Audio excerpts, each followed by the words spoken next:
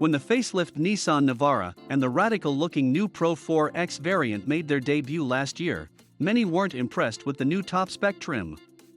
That's mainly because of the purely aesthetic upgrades in the Pro4X, unlike the off-road-focused Frontier Pro4X counterpart that's available in the US. Nissan has an answer to that in the form of a new rugged Pro4X Warrior developed by Premcar, one of Australia's leading automotive engineering and manufacturing companies. Of note, Premcar has been Nissan's core partner for its Warrior program, which amplifies the mid-size truck's brutish capabilities. With a promise to become the world's toughest Navara, the Pro4X Warrior is of course based on the variant namesake.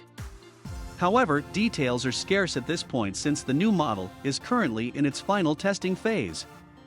Nissan and Premcar have a single goal in mind with the Pro4X Warrior, though, to develop a dual-cab ute perfectly suited to Australian conditions both on and off-road, without sacrificing comfort or practicality.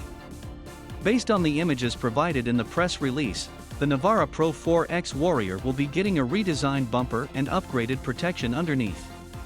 Extended fender flares are also in order, as well as beefier tires and more standard off-roading equipment.